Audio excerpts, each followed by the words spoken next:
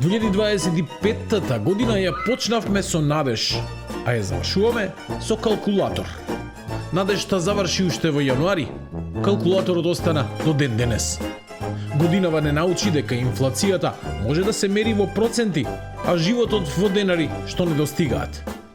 Годината тргна со старата новогодишна желба да биде поевтино од колку инфлацијата, барем според бројките, почна да забавува. Но рафтовите во маркетите тоа не го знаеа.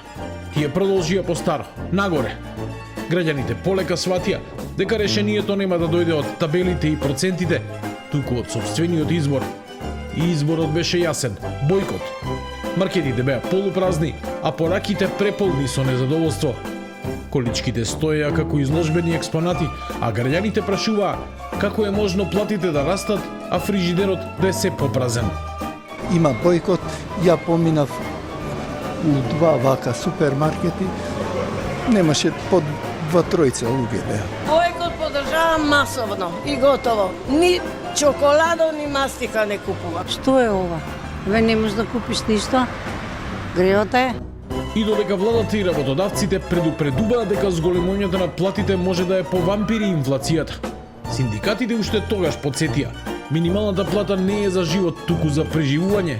Безобразно е да одлучуваат луѓе со 2, 3, 4.000 евра плата дека се живее во Македонија со 400 евра плата и дека со 500 евра плата ќе букне инфлацијата.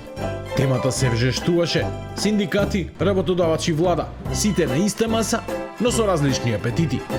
Работниците бараа повеќе, работодавачите предупредуваа, премиерот жали. Жалам што Сојузот на синдикати на Македонија полека но сигурно се претвара во партиска бина или гласноговорник на коалицијата Левица, СДСМ и ДУИ. А инфлацијата? Таа трпеливо чекаше, знаејќи дека на крајот секогаш ќе биде спомната. Граѓаните се на некој начин алергични, имаат аверзија кон инфлацијата. Во март, конечно, минималната плата порасна. За владата одговорна политика. За граѓаните добре дојде на корекција. За маркетите, уште една причина цените да не се вратат назад. Април донесе статистички оптимизам.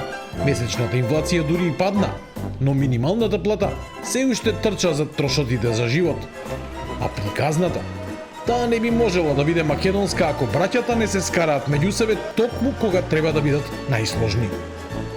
Сојузот на синдикатите на Македонија, како сите прави синдикати, на 1 мај излегува на протест да демонстрира, да бара зголемување на минималната плата на најмалку 500 евра, да бара зголемување на сите останати плати за 100 евра.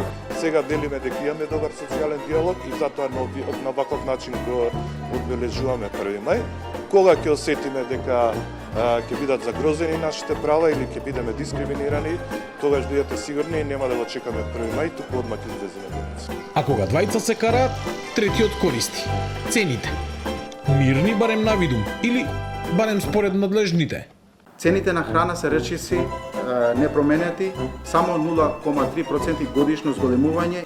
Летото донесе привиден мир. Инфлацијата се одмори, економските извештаи беа полни со зборови како стабилност и раст. Граѓаните пак штедеа на одмори, а некои на основни работи.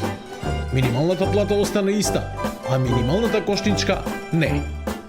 На есен инфлацијата повторно тропна наврата. Околу 4%, доволно мала за да се нарече умерена и доволно голема за да се почувствува секој ден. Ова е скапо, тоа нема миле везе со платите, со примањата, со пензиите. И тоа е срамота што е така. Скапичко е. Синдикатите повторно побараа ново зголемување. Работодавачите повторно рекоа: не сега. Не се потребни пресметки на нови 5 кошнички, туку се потребни 500 евро минимална плата. Трошоците за работници се покачи за 250%, а додека цената на нашата услуга спрема странство е порасна за 70%. И така стигнавме до декември, без нов договор. Енормно зголемување на минималната плата во овој момент е невозможно, пошто ќе се соочиме со зголемување на инфлацијата. Загрижени сме од ваквата состојба, да бидам искрен, загрижени се и работниците. Нова година ќе ја дочекаат како најсиромашни на Балканот и најсиромашни во Европа. Новогодишната трпеза за многумина повторно беше прашање на пресметка, а не на избор. 2025 ни покажа дека инфлацијата може да се смири, но трпението на граѓаните потешко.